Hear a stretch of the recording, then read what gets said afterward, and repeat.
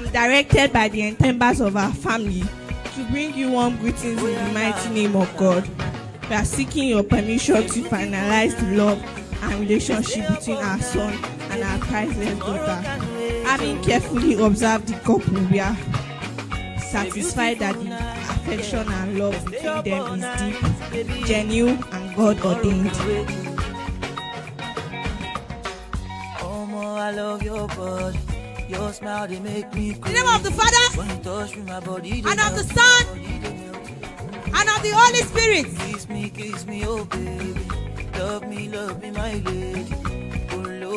Come closer. Gbolahan, nítorí ta ló ṣe wà bí lẹ́yìn. Kí ló máa ń pè é? Kí lorúkọ tẹ́ ẹ̀ kúra yín? Oh Lord my Jesus, ara mi ṣe bù. Ṣé o bẹ̀bẹ̀ fẹ́ àbí o bẹ̀bẹ̀ fẹ́? O ṣọ́.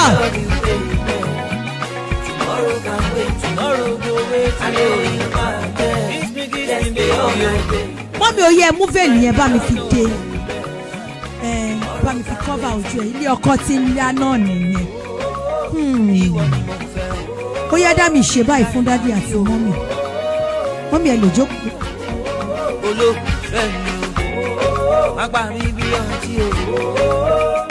Mọ́mí ọkọ̀ abalẹ̀. Wàá rówó ṣìkẹ́ mi. Ó yá jẹ́ kọ́wọ́ yẹn máa wálẹ̀. Kó wá jẹ́ kó dúró níbi transformer tó fi torí ẹ̀ sọ yẹ́ẹ̀sì yẹn. Tó ti débẹ̀ ṣó fíìlì ẹ̀ ó yá máa táìpù orúkọ ẹ̀ sí. Damilola láti nílò òtún nídìí fẹ́ lómi ìmọ̀ àfẹ́mí nìkan dábì máa táìpù orúkọ ẹ̀ sí máa ẹ̀.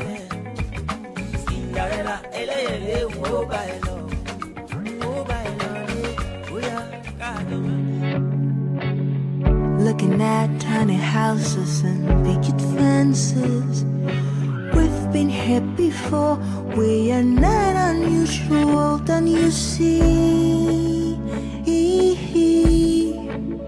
'Cause you've got the healing, and you know that I need it. So just stay tonight. So just stay tonight. Baby, let's not be foolish. Malato, Umaketo, say them go feel it, them go run it down, them go hold it, them go. Say them go feel it, them go run it down, them go hold it. Away, away, Jaiva.